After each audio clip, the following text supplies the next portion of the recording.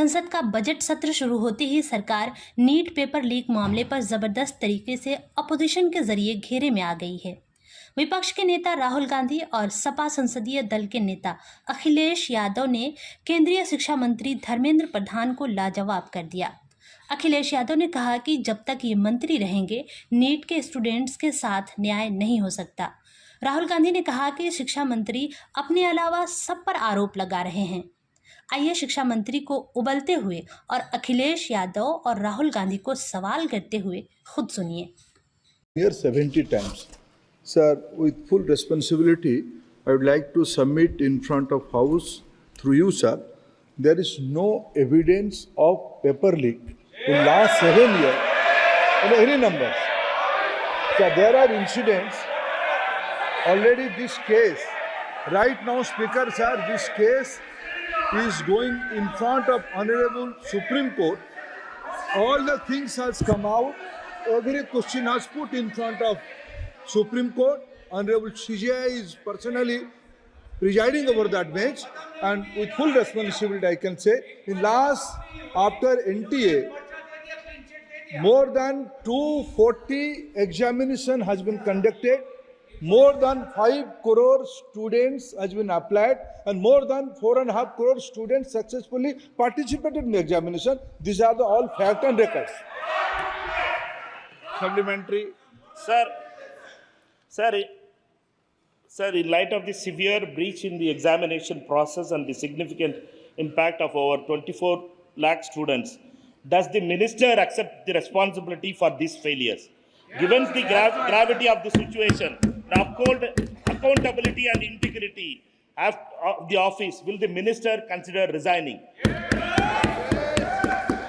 Speaker, sir, I am here on the mercy of my leader, Prime Minister, sir. So, whenever accountability comes, my government is collectively answerable to that. Sir, regarding anomalies and some information of malpractices, yes, Speaker, sir, in the out of 4,700 centers, only due to proactive approach of Bihar police, only in one place in Patna and surroundings points, there is an incident of anomaly. Central Bureau of Investigation is getting into the details. Some action has been taken. Nothing is when hiding nothing. Everything is on record. Only singularly one incident is there. That is in around of Patna, and Bihar police and CBI are proactively taking action in that. Dr. V. Kalanidhi. Sir, it is unfortunate that the Honorable Prime Minister is not here for this discussion where this is of a national importance, sir. The Honorable Prime Minister was here. He could have waited for 5 minutes. आप प्रश्न पूछ रहे हैं क्या? Sir, I will tell you, sir, this need is a problem which is being faced in all states, sir, especially in Tamil Nadu. We have been, from its inception, we have been objecting to NEET, and we have said that the decision to implement NEET should be given to the states, sir. The states should be allowed to decide whether NEET should be practiced in the individual states or not. Sir, we have asked a question if there is a proposal to scrap NEET, and that question is loaded with the deaths of so many students, sir. Starting from Anita, so many students have died because of this NEET exam, and they come out with a single line, sir. At present, there is no proposal to scrap the NEET UG examination. We probably should write it on their deathbed, sir. We should write it on the students' deathbed that the government is saying that we have no proposal to scrap this things. Sir, I request that this government should scrap NEET, and you are talking so much about the constitution, sir. Sir, during the emergency, you are talking about Samvidhan and all those things. Sir, 1 minute, sir, I will finish. Speaker, sir, with your permission, I would like to. Okay. Sir, I would like to submit in front of you, in front of this house through you, sir. Sir, let me inform this August House the background of the NEET. When this has been the singular all India examination pattern, when this has been decided. I am putting the facts in front of you. Sir, in 2010, for the first time, this decision has been taken by the then government. Sir, everybody knows in 2010 who was in the government, who has supported this government. First time in the 2010 this decision has been taken. Subsequently twice this issue has been raised in front of Honorable Supreme Court. Both the time Honorable Supreme Court has recommended for a single examination in all India level. At first, this examination was conducted by CBSE. Subsequently, the new agency, National Testing Authority, has been assigned to conduct this examination. This is a continuous process. From the 2010 onward, this debate is on. Those who have decided to conduct that examination in those days, today, due to political reason, they are putting fingers.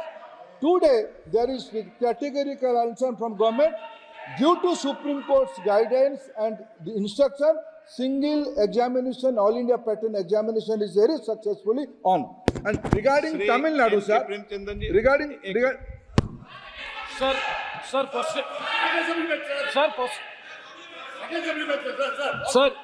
question number 16. Sir. No, how can Same question.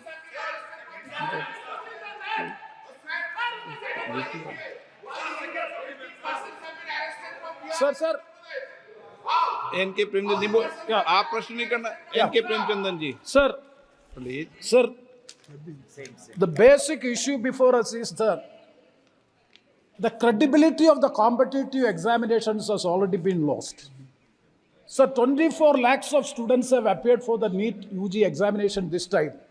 The corruption has begins from the date of registration. Now this time the registration date has been extended, and for correcting the Aadhaar updation, that has also been extended, and the leakage of paper has also happened in Patna. And after all these things, now the future of the students is in big danger, and they are very much apprehensive. They are all approaching us as the people's representatives. So the point is, the CBI investigation is going on. So far, only one case is registered and one FIR is registered.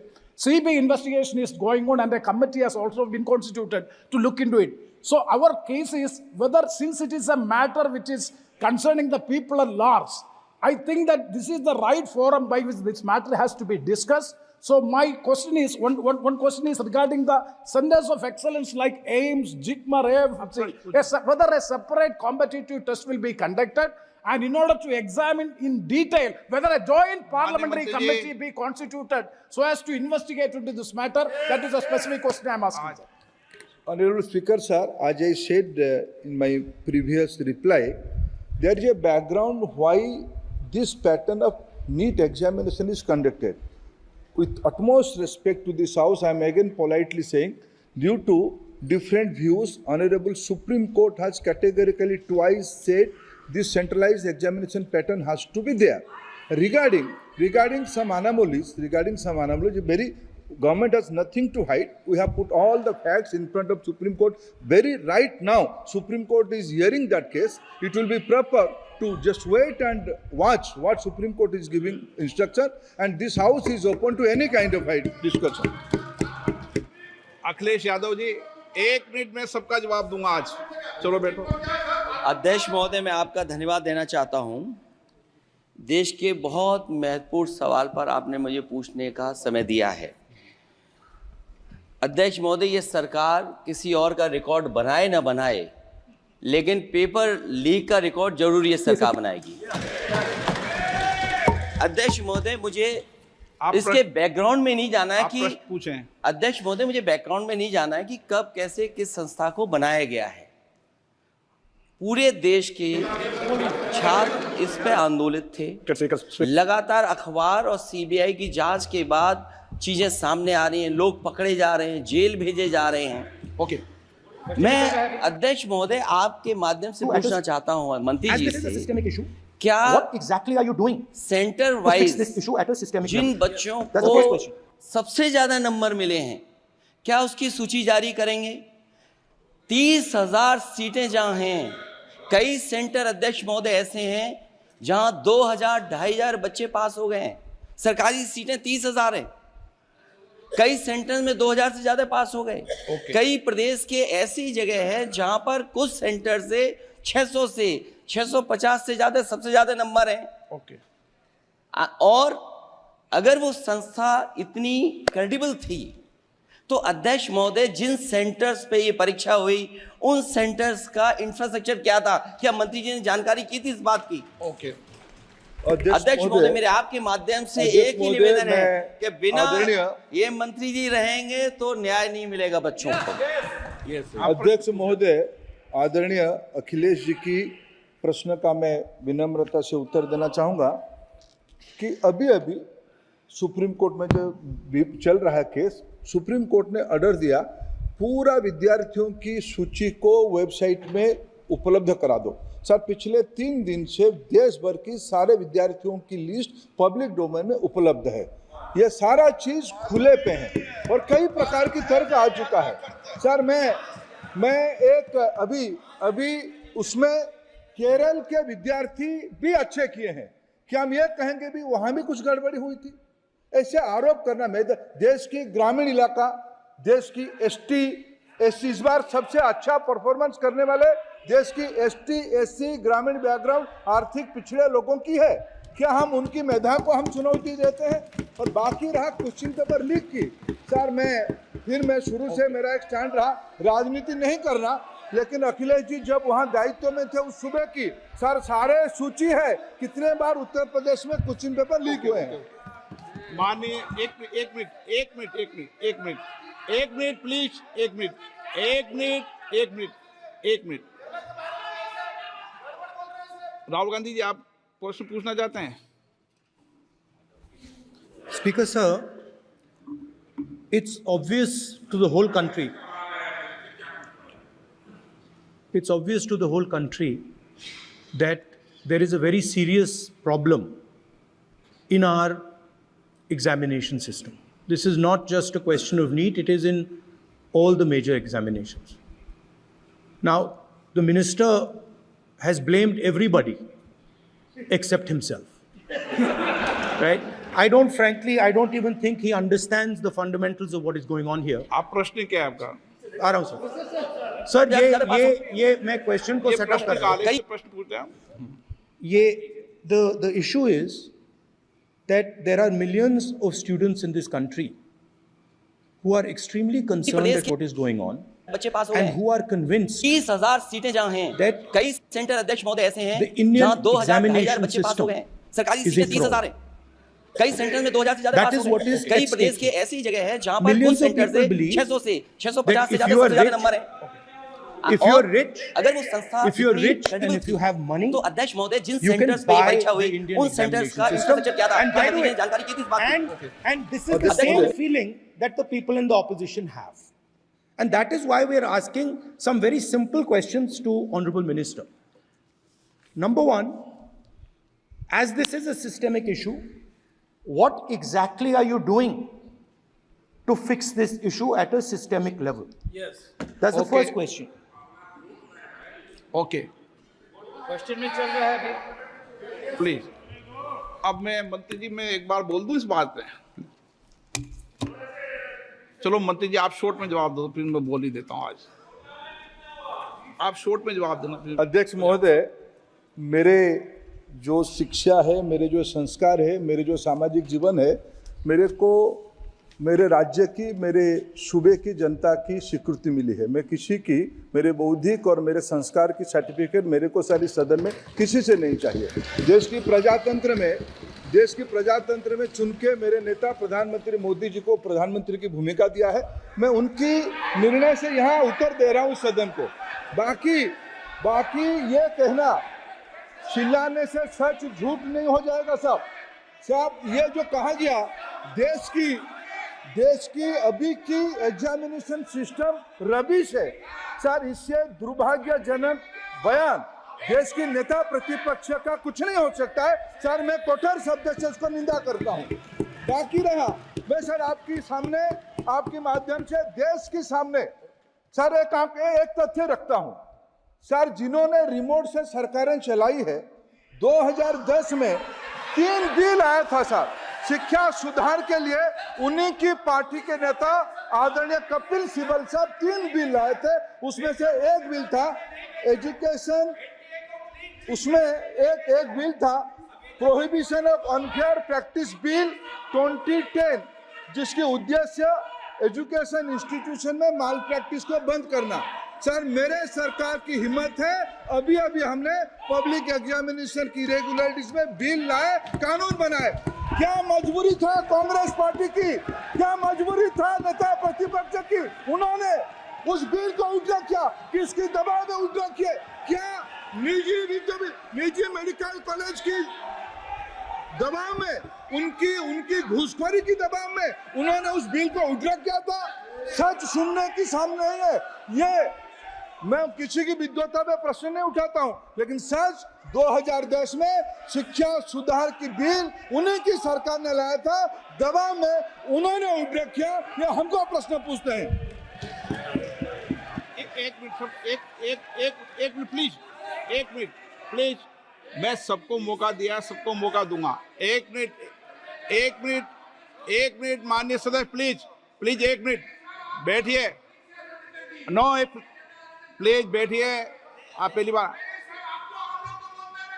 हाँ 1 minute.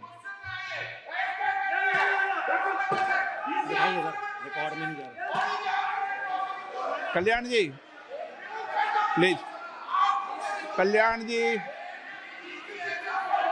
Please